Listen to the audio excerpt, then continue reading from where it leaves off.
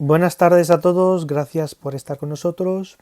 El propósito de la charla es daros principios, conceptos básicos y avanzados sobre la radiofrecuencia, sus aplicaciones, sus términos tecnológicos, las diferencias que hay entre diferentes tecnologías y luego como caso particular veremos la tecarterapia que produce BTL, que tenemos aquí en la esquina derecha, y el Exilis como tecnología pues, puntera y innovadora en términos de radiofrecuencia para que le puedes dar un resurgir después de este confinamiento.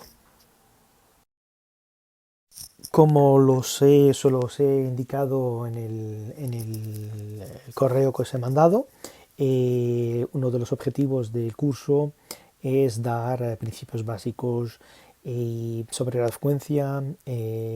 También muchas veces se nos hace la pregunta qué es eso de la impedancia, porque al final es un concepto de ingeniería, un concepto de electricidad, de electrónico, y que tiene varias connotaciones y que me gustaría dejarlas claras en la presentación.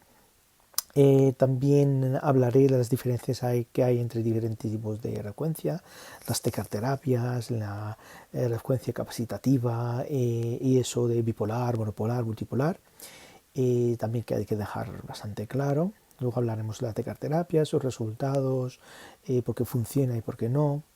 Y luego pues hablaremos también del Exilis, sus fundamentos, tecnología que lleva dentro y todo lo que está relacionado con sus protocolos para tener una visión más amplia sobre esa tecnología y cómo funciona en los pacientes y por qué tiene tanta fama. No olvidáis, como lo puse en la primera diapositiva, el Exilis tiene muchos premios, ha ganado muchos premios, diferentes FDAs, diferentes aplicaciones, y de hecho su eslogan es de la cabeza a los pies. Está claro que para poder hablar de radiofrecuencia tendremos que definir el tipo de energía que estamos transmitiendo a nuestro paciente, desde una máquina a nuestro paciente. Podemos definir cuatro tipos de energía o cuatro tipos de fuentes de energía. La energía mecánica es la energía de contacto, como la presoterapia, la conterapia, las ondas de choque, las energías IFUS, y luego están las energías de origen térmico. Se aportan calor, sería una máquina que calienta, por un saco sauna, y si es una máquina que quita calor, sería una criolipólisis, por ejemplo. Luego, la tercera fuente de energía que utilizamos muy a menudo en las consultas de medicina estética, dermatología y cirugía plástica, es las energías lumínicas. Ahí metemos los equipos de IPL, metemos el láser, metemos las bioestimulaciones LED, y es una, digamos, la técnica más conocida, más aceptada también por el público.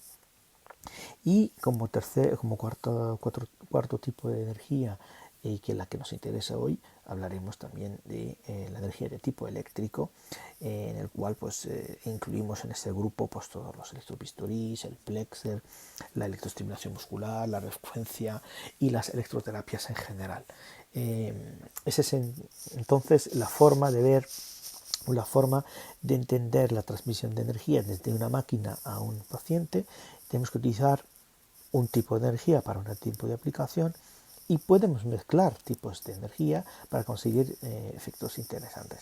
Por ejemplo, todo el mundo sabe que después de hacer un efecto lipolítico, tanto con criolipólisis como con radiofrecuencia, como con energía lumínica, podemos inducir la grasa licuada o la grasa conseguida o la grasa liberada, la tenemos que drenar. ¿Y cómo la drenamos? La podemos drenar con macoterapia, con una presoterapia.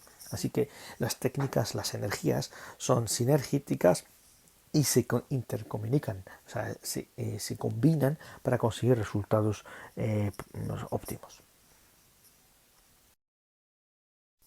Siempre que queramos hablar de corriente eléctrica, es muy difícil conceptualmente entenderlo. La cosa que no vemos es difícil entenderla porque no la vemos. La podemos percibir, la podemos sentir. Si nosotros ponemos la lengua en una pila, notamos un tacto metálico, una sensación de vibración, una sensación de que nos está atravesando una corriente. La corriente siempre es desagradable, cada uno de nosotros nos ha dado un chispazo por la electricidad estática, por que esté encima de una bolsa o algún sistema aislado, o por alguna máquina, le tocas el metal y te da un chispazo. Esa fuente de energía, esa fuente de corriente, esa fuente de descarga eléctrica, para que pudiera funcionar siempre tiene que haber dos polos. La palabra polo a lo mejor no la podemos entender, la podemos asociar a una pila que vemos el símbolo más y un símbolo menos, y decimos, ese polo negativo, ese polo positivo. Pero ¿qué quiere decir eso de polo, no? Polo es un estado de carga, o diremos el volumen de carga que puede tener un dispositivo, una fuente de energía. Para hacer el símil más fácil, diremos desde un punto de vista conceptual, el polo positivo o el polo negativo es donde están acumuladas las cargas negativas. Si fuese una cascada de agua, el polo negativo representa la parte superior de la cascada y el polo positivo la parte inferior.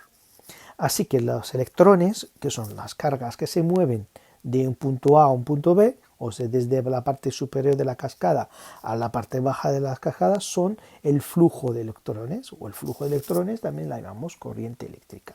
Entonces, el símil de una cascada, que vemos que son agua que está cayendo, lo mismo pasa dentro de un cable eléctrico que une dos polos, pasará la corriente eléctrica a través del cable del polo negativo al polo positivo. Este movimiento lo llamamos movimiento eléctrico, corriente eléctrica, cambio de polaridad.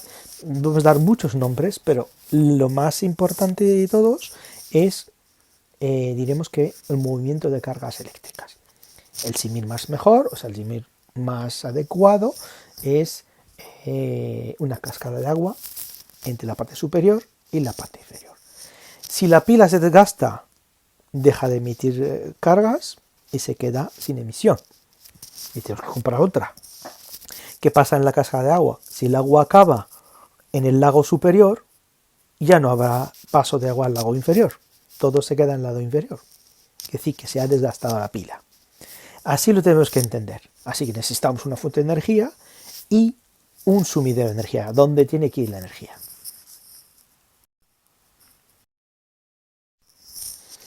Para poder entender justamente pues, los tipos de corrientes eléctricas que existen, tanto desde un punto de vista industrial como desde un punto de vista físico o de ingeniería, existen dos formas de energía eléctrica.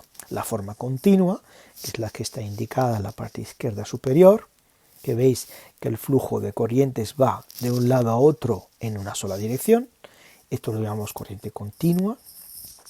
Luego tenemos la corriente alterna, que el flujo de electrones una vez va de izquierda a derecha y otra vez de derecha a izquierda, es decir, hay una inversión de polaridad.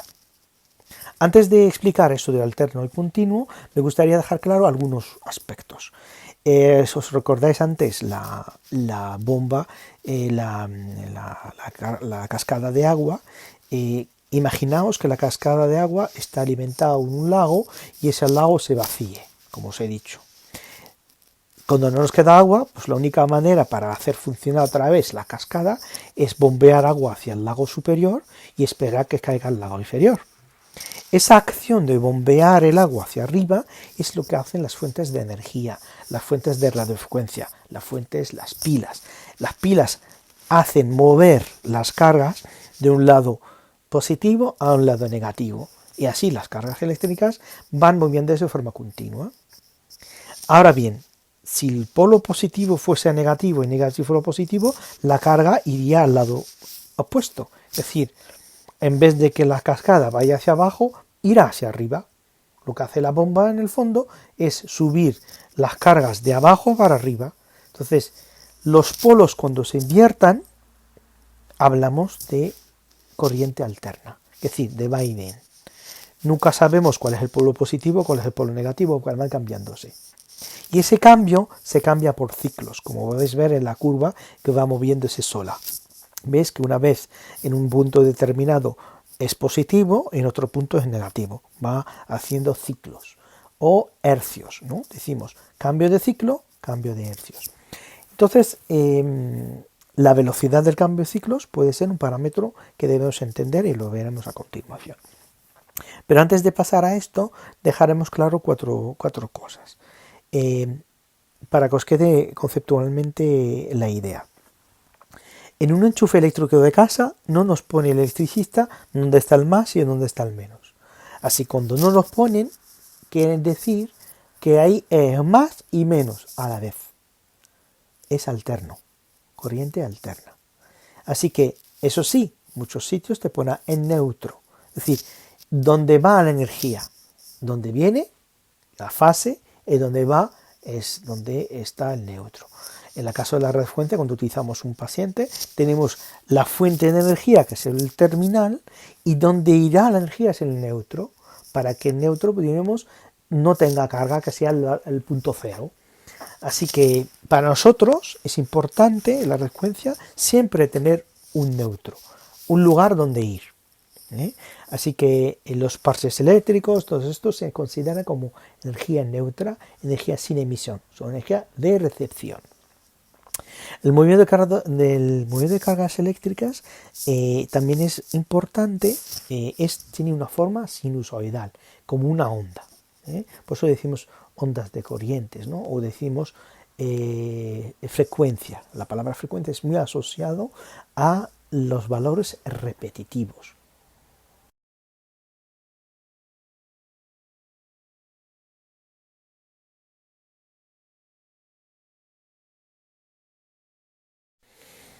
Bueno, así que ya sabemos que es una fuente de energía eléctrica, sabemos que tiene que haber dos polos, un polo positivo y un polo negativo, que van alternando, y esa alternancia entre polos nos permite saber que hay un cambio de ciclo, una variación de ciclos.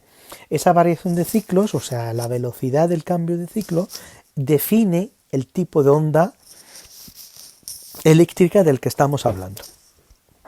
Si el cambio es muy rápido, decimos que es una onda de alta frecuencia. Si el cambio es medianamente rápido, hablamos de una onda de frecuencia media o de frecuencia tipo radio. Y si la frecuencia es baja, hablamos de frecuencias bajas, por ejemplo, como tenemos la red eléctrica en casa, nos llega a 50 Hz. En Europa, en Latinoamérica, 50 Hz. En Estados Unidos, a 60 Hz. Es decir, 60 ciclos por segundo. La HZ, hercios, es un ingeniero, un matemático danés que inventó ese concepto de los ciclos y lo utilizamos para mencionarlo muchas veces en las charlas y todo lo que concierne el tema eléctrico. Así que muchas veces utilizamos abreviaciones que no se entienden.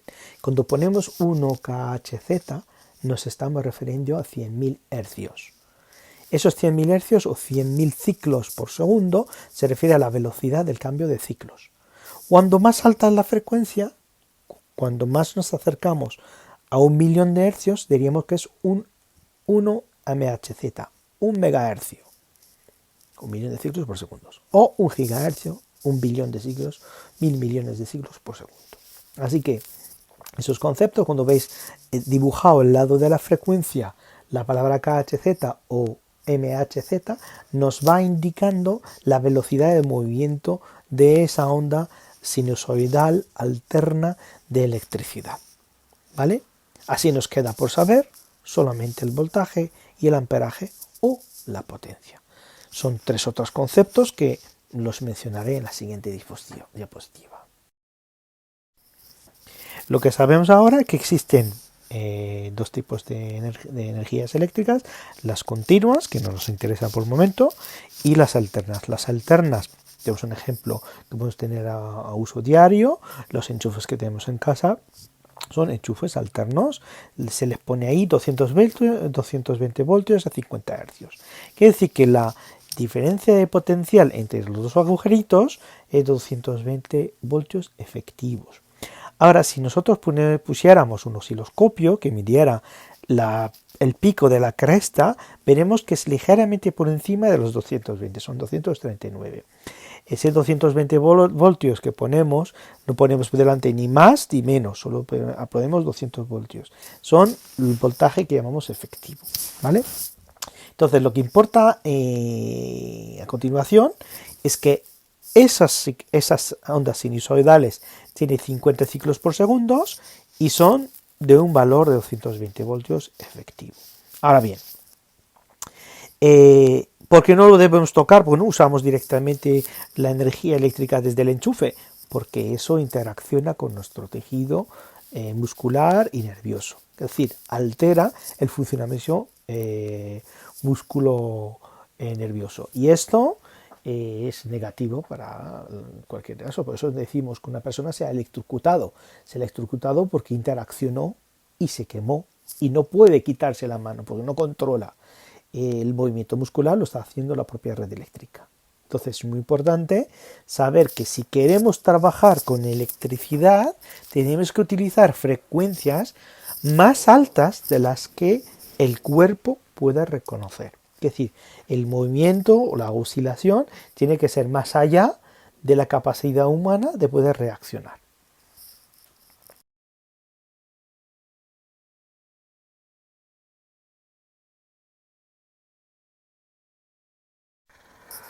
Bueno, para tener un poco claro lo que queremos de la radiofrecuencia, tenemos que saber cómo interacciona la radiofrecuencia con los tejidos vivos.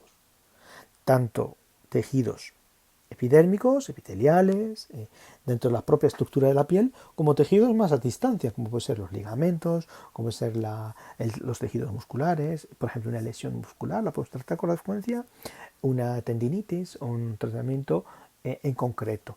Así que tenemos que saber lo que diferencia los elementos eléctricos dentro de los tejidos vivos, cómo los denominamos cada uno, y en función de su reacción al paso de la radiofrecuencia, pues nos pueden interesar o no.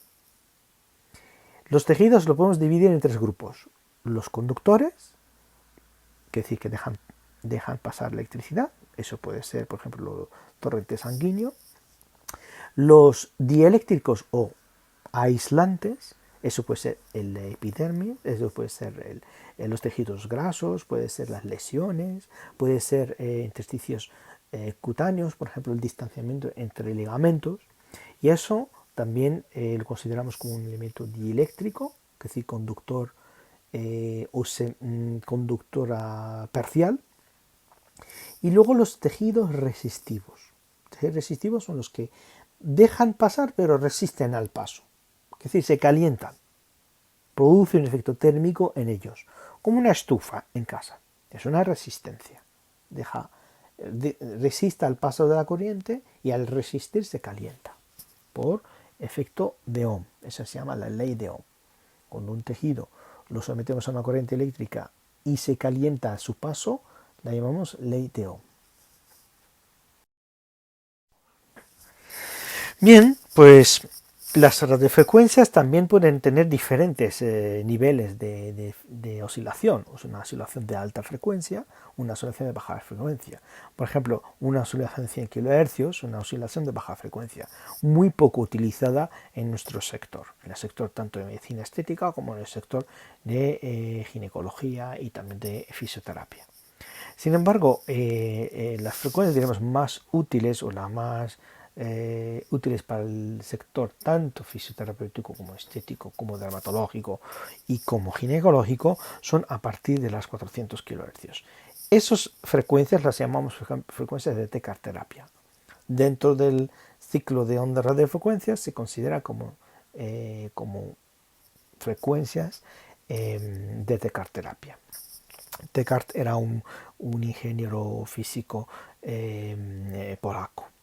Bien, ¿qué es lo que producen las frecuencias a partir de 400 kHz en los tejidos? Pues cuando hay un tejido que es dieléctrico, que es no conductor, ahí metemos los tejidos grasos, metemos el distanciamiento entre fibras de colágeno cuando se trata de una piel flácida, metemos ahí lesiones musculares, metemos ahí descendimientos de ligamentos, metemos ahí cualquier estructura que se está elongando, que está haciéndose más larga de la natural. También metemos en ella algunos efectos, como por ejemplo una cicatriz. Una cicatriz es un elemento distendido, un elemento de separación. Bien, esos procesos, o procesos también fibrosos, por ejemplo, después de una liposucción, tienes un efecto de generación de fibrosis en la lesión, en el fascia muscular entre la piel y la musculatura. Y esta fibrosis pues es muy difícil diremos, de resolver por metodología clásica. ¿Qué es lo que hacemos? Cuando aplicamos la radiofrecuencia vemos que esas estructuras primero están sometidas a una presión. Como podéis ver, hay una fuerza de atracción entre los dos lados del elemento no conductor. Es decir, comprime la electricidad al pasar por los tejidos. Cuando no puede pasar más, que si está parada, intenta acercar los dos lados opuestos del dieléctrico. Es decir, hace una acción mecánica. Pero como la acción es alterna, porque va cambiando de polaridad, lo que es positivo se convierte en negativo, lo que es negativo se convierte en positivo, en el momento de cambio de polaridad ocurre que en los dos lados tengan la misma polaridad, porque hay diremos una inercia, un tiempo de reacción entre que las cargas cambian de dirección. En ese momento existe un alejamiento, porque los dos lados son positivos. Estos fenómenos, lo que podemos percibir que cuando se trata de radiofrecuencia, predomina más el acercamiento que el alejamiento. Es decir, predomina más la compresión que la distensión. Y eso es muy relevante. Bien, en esta diapositiva vemos este concepto diremos, de compactación, de contracción, de retracción cutánea, por ejemplo, en el cual la reducción volumétrica no es debida a una pérdida de volumen, sino más bien a una pérdida de distanciamiento entre estructuras. Es decir, que si fuera la piel, por ejemplo, una cadena de eslabones, los eslabones se hacen más chicos. Al hacerse más chicos, se recorta el tejido, la piel concreta, y se hace pues mucho menos menos largo.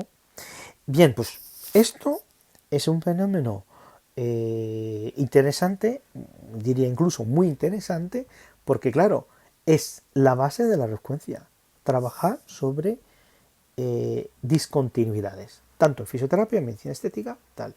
Por eso siempre decimos que una radiofrecuencia es la mejor solución frente a la flacidez, porque contrae. Ahora bien, si nosotros trabajamos con efecto capacitivo, lo que hemos notado es que ese efecto es muy cercano a la superficie, aunque ya lo iré explicando mejor más adelante. Y cuando buscamos un efecto térmico más profundo, cambiando el elemento conductor, o sea, el polo de la pieza de mano, hacia una pieza de mano más conductora, el efecto térmico no se produce en la superficie, sino se produce en profundidad. Así que si comparamos los dos efectos, diremos que el efecto térmico que produce el efecto capacitivo es un efecto más concentrado en la superficie, y el efecto térmico que produce el efecto resistivo es más en profundidad. Pero vamos, detallaremos más estos conceptos más adelante.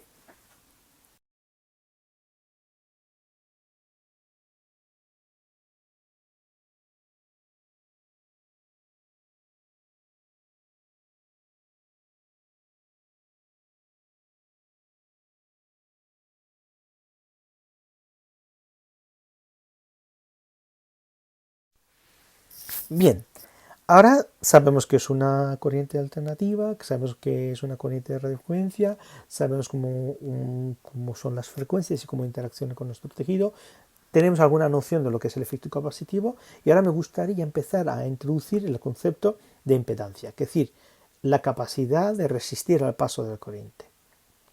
Bien, si yo, por ejemplo, volvemos otra vez a las cascadas, si la cascada de la izquierda es una cascada continua, que es decir, no tiene obstáculos en el camino, la caída del agua es la máxima. El agua cae de una forma continua, como una tromba, de arriba a abajo, y no hay nadie que se interpone en su camino. Sin embargo, la de la derecha es una cascada del mismo tipo, pero el agua tiene saltos, porque tiene rocas que sobresalen del camino del agua e impide su paso y resisten a su paso. Así que la diferencia entre la izquierda y la derecha, una no tiene impedancia, que el paso es permitido, y la otra tiene impedancia. Así pues, las impedancias es la capacidad que tiene los tejidos a resistir el paso del flujo de corriente. Cuando más impedancia, menos flujo pasa. Cuando menos impedancia, más flujo pasa. Así que cuando nosotros en circuitos electrónicos hablamos de cortocircuito, hablamos de un paso sin ninguna resistencia. ¿Por qué saltan los plomos cuando ocurre eso en casa? Pues saltan porque estamos consumiendo más energía de lo que es capacidad de darle porque la corriente eléctrica puede ser infinita cuando el conductor es cero en la diferencia entre los dos polos. Entonces, cuanto menor es la impedancia, mayor es la conducción, pero también mayor es el consumo. Por eso siempre nos gusta que las impedancias sean las menores posibles para generar la mayor capacidad energética dentro de una estructura determinada. Ahora bien, nos gustaría saber qué es lo que hacen las impedancias tan importantes en el tratamiento de radiofrecuencia. ¿Por qué le damos esa importancia? ¿Por qué hablamos tanto de la impedancia? Obviamente, cuando hablamos de un láser, hablamos de melanina. Cuando hablamos de depilación, nos interesa siempre saber cuánta melanina hay en el pelo y la que hay en la piel. Cuando hablamos de radiofrecuencia, cuando hablamos de electricidad, lo que nos importa es el parámetro no melanina, nos importa el parámetro impedancia. Entonces los tejidos tienen diferentes impedancias y su valor varía en función de diferentes parámetros. Uno de ellos es la propia frecuencia. Cuanto más baja es la frecuencia, en el caso por ejemplo del tejido graso, cuando más baja la frecuencia, menor es su impedancia. Aunque podéis ver en la gráfica que el tejido graso, que es color rojo, su conductividad, su impedancia, es del mismo valor. Siendo cualquiera de la frecuencia que utilizamos entre 0 y 6 MHz, no va a haber ninguna variación en su impedancia, en su conductividad. Va a ser la más alta posible. Si lo comparamos, por ejemplo, con la sangre que está en color verde, la conductividad de la sangre es la más alta posible, os lo he dicho antes. La sangre dentro de la piel, dentro del paciente, se convierte como un conductor, como un alambre, como un cable eléctrico. ¿Bien? Y lo que más puede tener una variación en función de la frecuencia, y una variación importante de mayor impedancia a menor impedancia, es la piel. La piel, cuando hablamos de piel, vamos a hablar de piel húmeda, un piel con gel intermedio. Pues si hablamos de piel seca, ya el valor es diferente. Y lo veremos más adelante. Muy importante valorar que la impedancia que puede tener la piel en comparación al tejido graso es del orden de 6 veces menos. Es decir, se calienta 6 veces menos la piel que la piel mojada que el tejido graso. Y eso nos está diciendo ya algo muy interesante para interpretar el resto de la diapositiva. Por el otro lado, la otra gráfica nos está diciendo que la impedancia puede variar, puede tener valor distinto en función del calor. Es decir, los tejidos, las proteínas, los tejidos grasos, puede tener una impedancia variable en cuanto más se calienta. No va a ser el mismo valor de la impedancia a 25 grados como a 50, como a 60. Como lo podéis ver, va disminuyendo. Va a nuestro favor. Es decir, lo hemos dicho antes, cuanto menor es la impedancia, mayor es el calor, mejor el resultado. Así que es muy interesante el hecho de saber que cuanto más calentamos el tejido graso, más se va a bajar su impedancia y mejor se calentará, mejor se mantendrá el calor. Hasta un cierto nivel donde, en vez de seguir calentándose, cambia de estructura totalmente, es decir, se desnaturalizan las proteínas, se desnaturaliza el tejido y se produce el efecto de coagulación. Ahí la impedancia puede llegar a estructuras tan bajas como que casi es un conductor. Y el equipo, un buen equipo, debería detectarlo y parar la emisión de energía porque entendemos que estamos quemando. Si seguimos calentando, se produce hasta la vaporización del tejido, y es lo que hace, por ejemplo, un electrobisturí. Un electrobisturí busca la evaporización, cauterización y vaporización de tejidos.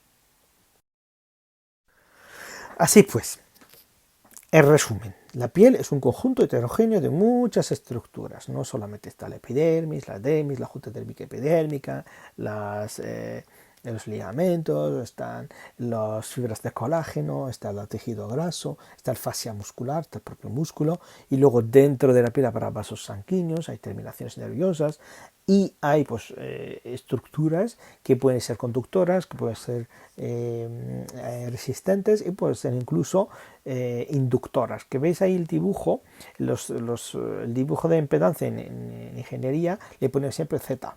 Le ponemos una Z, un cuadradito y una Z.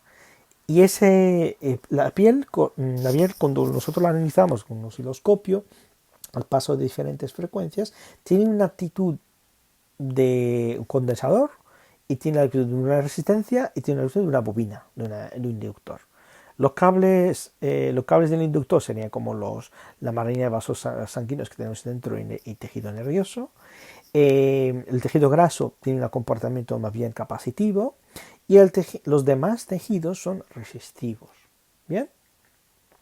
Pues el efecto de la suma de esos efectos pues, nos van a producir efectos térmicos determinados. Si es capacitivo va a ser muy superficial, si es resistivo va a ser profundo, y además de esos dos factores vamos a tener un efecto inductor, que es, diremos, un efecto que contrarresta el efecto capacitivo, y vamos a tener también un efecto térmico puramente como la ley de Ohm, como una estufa. Vamos a tener un calentamiento.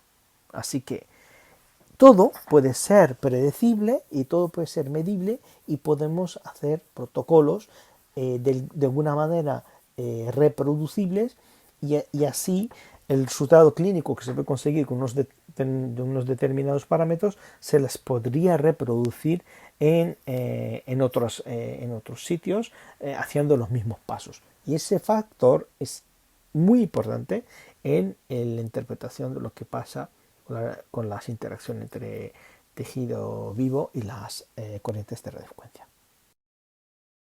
Esa diapositiva os la he puesto un poco por curiosidad para que podáis ver un poquito lo que llamamos nosotros conductividad es dejar pasar y resistividad es no dejar pasar. Claro, nosotros cuando estamos hablando de impedancia hablamos de la parte resistiva, de la parte de resistencia, ¿no? Con frecuencias bajas, estos valores que estoy indicando, podéis ver que la sangre tiene una resistividad del 1,42 por metro. Es decir, es prácticamente un conductor perfecto, un cable eléctrico. Los huesos, sin embargo, como son sólidos, son estructuras totalmente opositoras, no dejan pasar la corriente eléctrica, se resisten a su paso.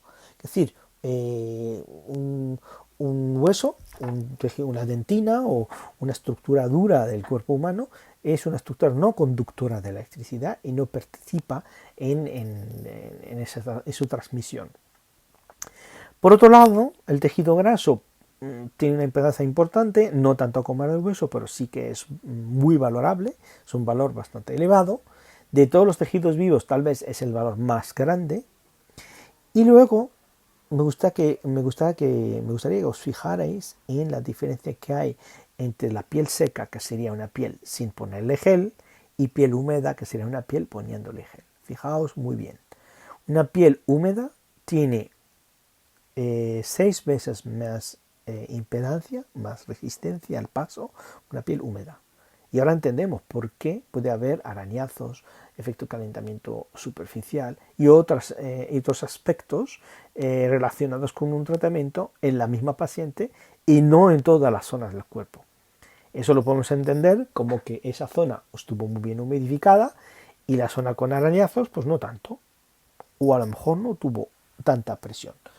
Y eso es importante. La impedancia es el factor sumatorio de lo que es el propio tejido que está transmitiendo, del propio gel conductor, de la presión que ejerce el operador sobre la piel, cuanto más presión, menos impedancia, y de la propia tecnología del equipo en concreto, porque el equipo también tiene su quehacer. Si el equipo no detecta un cambio de impedancia, sigue emitiendo, puede causar una lesión en la paciente porque no sabe detectar, no sabe cortar el flujo de energía en el momento adecuado.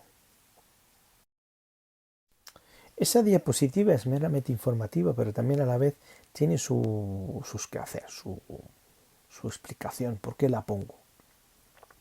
Muchas veces las pacientes cuando tienen, estaba hablando de pacientes que no tienen, que tengan pues algún tipo de obesidad, desde la obesidad liviana, que prácticamente no hay, a la obesidad media, a la obesidad mórbida. Entonces, claro, yo puedo tratar la grasa o puedo actuar sobre el tejido extraabdominal sin ningún problema porque es cercano a la superficie y puedo lograr calentarlo o interactuar con él. Sin embargo, si el tejido graso se encuentra dentro de la musculatura, dentro de la intraabdominal o visceral, la famosa grasa visceral, no llegamos a interactuar con ella con ese tipo de radiofrecuencias, con esa tecnología en el cual no profundiza, no llega a tener esa profundidad que querría atravesar lo que es la musculatura abdominal y llegar hasta las vísceras y producir alguna interacción con esas estructuras. Lo que está claro es que el paciente que va a estar mucho más contento del resultado va a ser el paciente que tenga grasa extraabdominal. Y eso lo debes tener muy claro. Y eso lo debes tener también claro tanto operadoras como médicos, que siempre vamos a actuar sobre esa grasa extraabdominal, no intraabdominal. Al menos hasta la fecha. Volvemos a ver la diferencia entonces entre un terminal o una terminal, una tecnología resistiva, una tecnología capacitiva. En la gráfica es muy clara y es muy explícita. Pero vuelvo a explicarlo por qué está relacionado con la impedancia. En el fondo, cuando nosotros utilizamos un terminal conductor, un terminal que la punta o el final de la máquina, o sea, el final del terminal, del polo, es metálico, o no aislante, es transmisor, diremos que el efecto térmico lo transmite, lo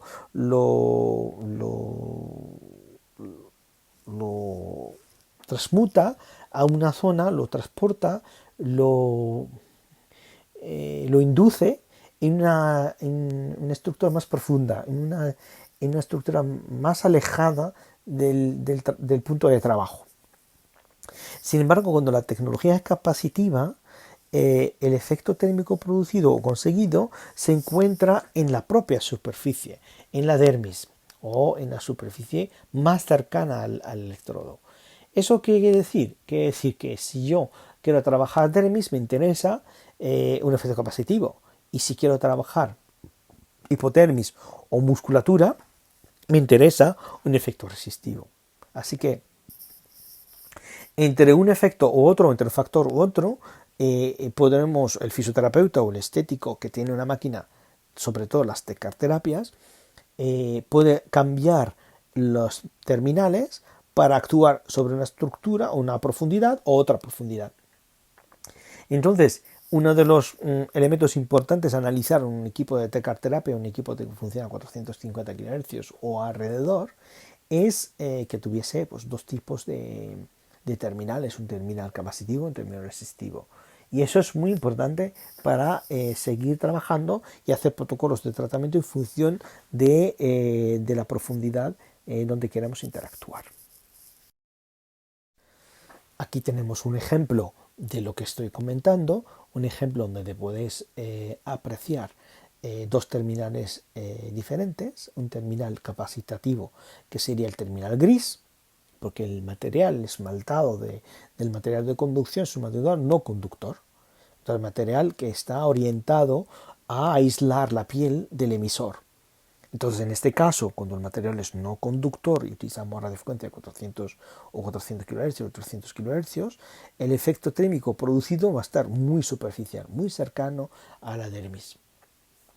Si el material es metálico o es un material conductor, puede ser metálico, puede ser platino, puede ser oro, puede ser un material transmisor, en vez de tener el efecto térmico justo en la superficie, alejamos el efecto térmico de la superficie y diremos que la superficie se convierte en el aislante de antes. Es decir, es como si yo trasladara el calor a una estructura inferior. Si antes calentaba dermis porque el aislante estaba en la propia epidermis, ahora, siendo el aislante en la propia, siendo la pieza de mano transmisora, el aislante se convierte en la piel en el aislante. Entonces, lo que está por debajo de ella es lo que se calienta.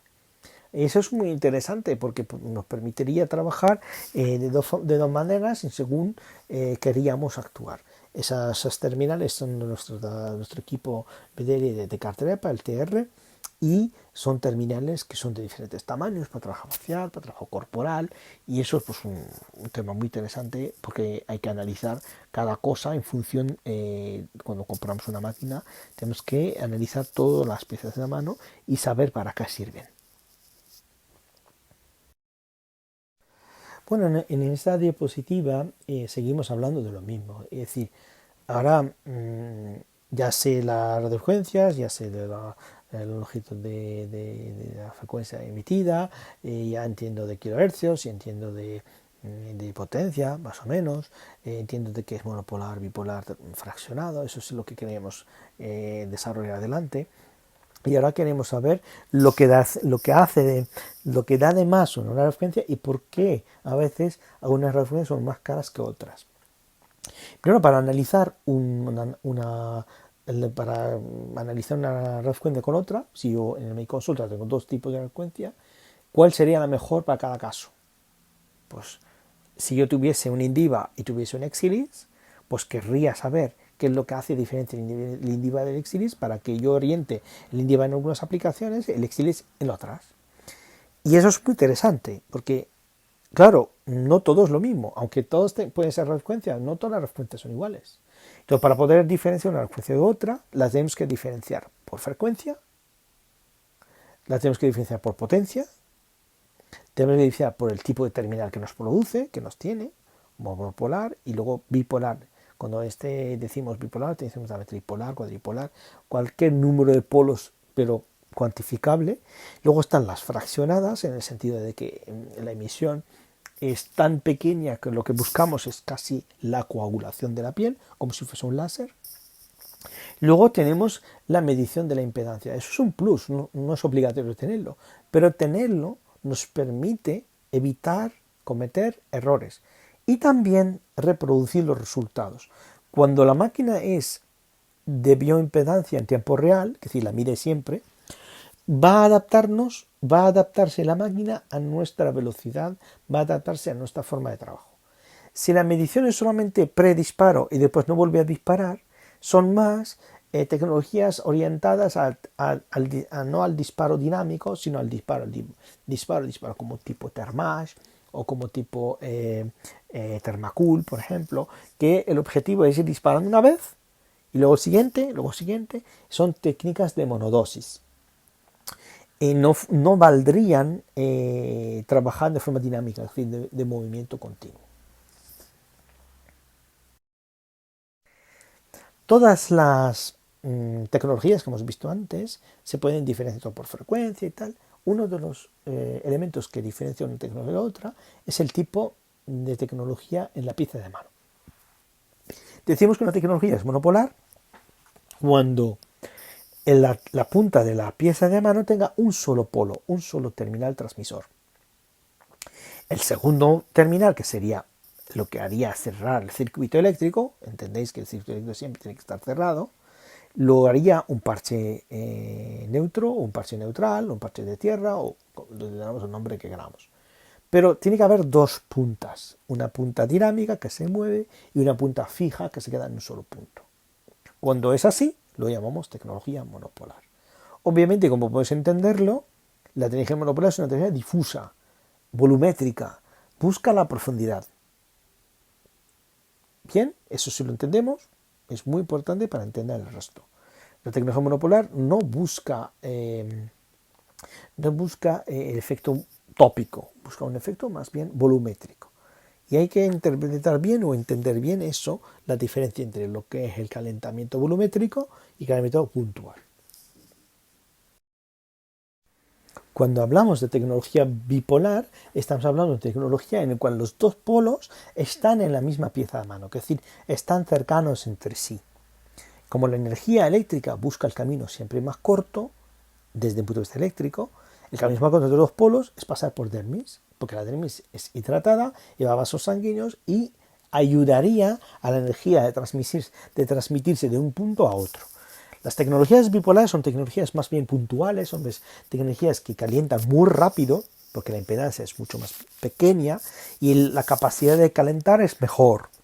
Pero también a la vez tienen mayores riesgos, porque al ser el calentamiento más rápido puede ser una tecnología mucho más que no necesita tantos recursos, que el fabricante la puede hacer con fuentes de energía mucho más económicas y que realmente es mucho más fácil que calienta una piel a 42 grados una tecnología bipolar con energía monopolar.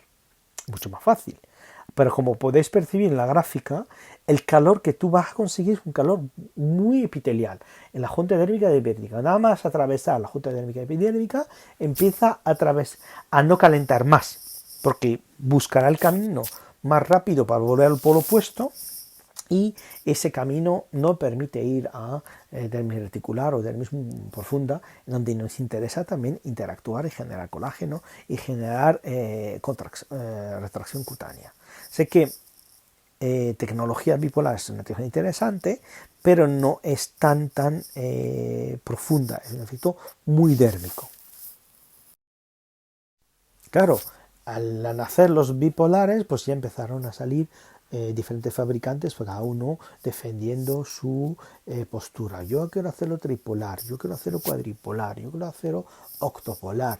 Salieron diferentes fabricantes defendiendo cada uno su postura y defendiendo cada uno su posición comercial. Ahora bien, desde el punto de vista físico, la diferencia de un bipolar, tripolar, cuadripolar, n-polar es la misma, porque siempre vamos a tener un polo positivo y unos polos opuestos, negativos. Como la figura que veis aquí de un cuadripolar, pues en ese caso fabricante ha optado por tener dos polos del mismo sentido, opuestos. Así, la energía va de uno a otro de forma como si fuera un símbolo del más. Si fuera octopolar, pues sería de lo mismo. ¿Qué es lo que hace la máquina? Podría hacer que esos polos sean cíclicos, es decir, uno sea positivo y tres negativo, y uno sea negativo y tres positivos. Es decir, puede hacer esto de forma cíclica para evitar el sobrecalentamiento del que hablaba antes.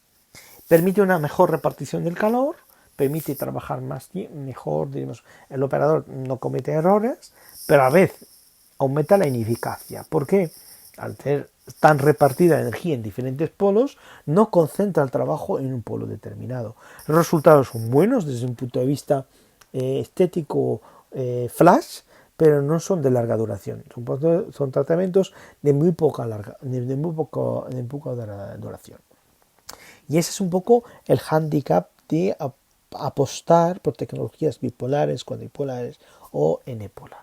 Es decir, que concentramos el efecto en la zona dérmica sin llegar a dérmica papilar, sin llegar a dermis capilar, donde nos interesa producir la contracción cutánea y donde el resultado sería mucho más interesante.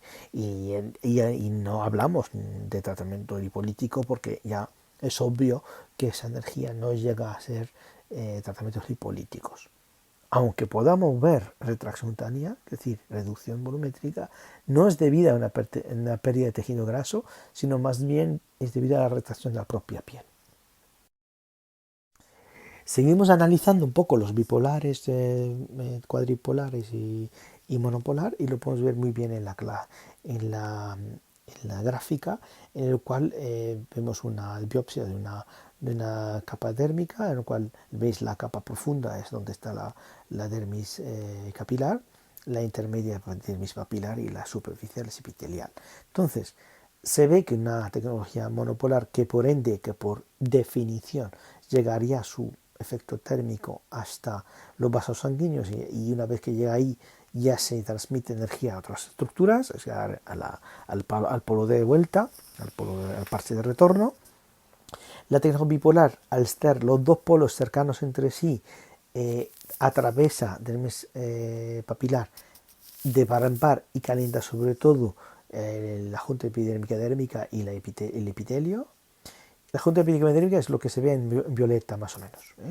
Y luego lo veis en el cuadripolar, es una zona donde claro, al estar más repartida la energía, pues tenemos un efecto muchísimo más tópico, más flash, más efecto rejuvenecedor, poco temporal, en el cual pues, es muy interesante para el resultado inmediato, pero no tan interesante para una aplicación de larga duración.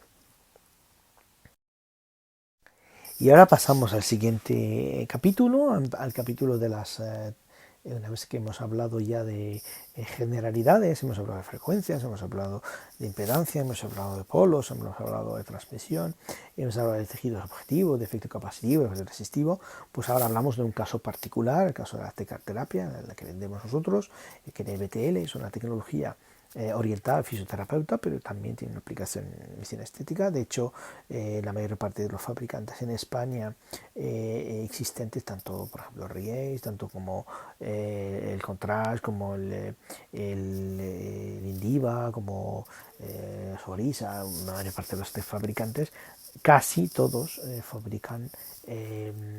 fabrican equipos de tecarterapia. Es decir, frecuencias para nosotros medias.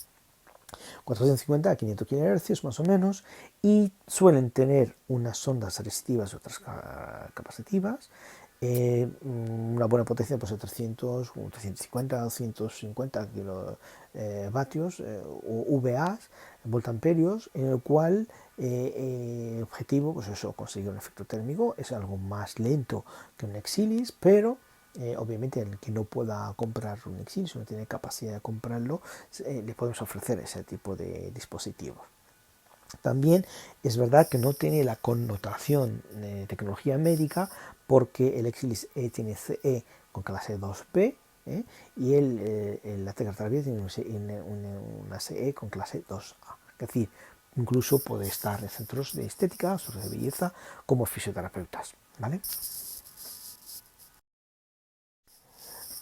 Como siempre, cuando hablamos de carterapia tenemos que hablar de resultados, y nos gusta siempre mostrar lo que realmente conseguimos con esta tecnología, y nos gustaría también ver cómo el efecto con el tiempo se ve o se percibe en unas pacientes determinadas. Por ejemplo, ves el caso de una paciente que le faltaba, necesitaba engrosar su piel, necesitaba aumentar la capacidad de colágeno, de producir colágeno, capacidad de tener una piel mucho más saludable, un aspecto mucho más jovial. Pues al aplicarle la frecuencia con la tecarterapia, lo que conseguimos es engrosar el tejido facial, el tejido de la piel, y hacer que sea pues una piel mucho más elástica, más hidratada, con un aspecto más saludable. El efecto ha durado más de 3 meses, y es muy interesante ver la evolución.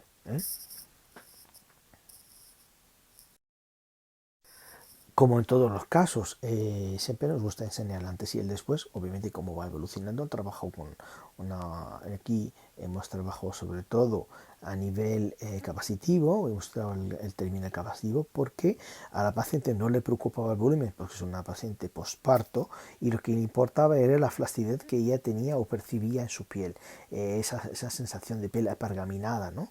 Que es una piel como si fuera un papel. Entonces, lo que conseguimos con el equipo es de alguna manera eh, mejorar la textura de la piel, aumentar la resistividad, aumentar la elasticidad, mejorar el aspecto natural de la piel y conseguir una retracción cutánea, que al final es lo que siempre pedimos a las radiofrecuencias, contracción cutánea.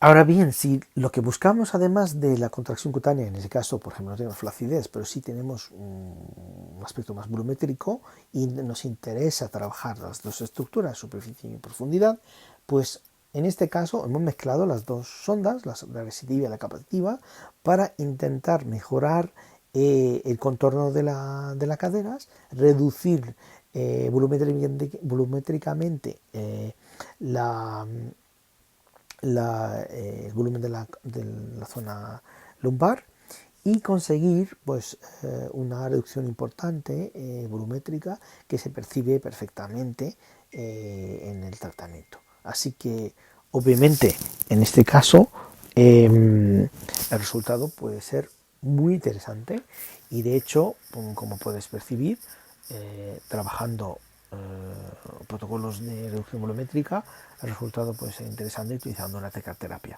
No es desdeñable, el resultado es muy valorable, pero obviamente el efecto no es muy permanente en el tiempo.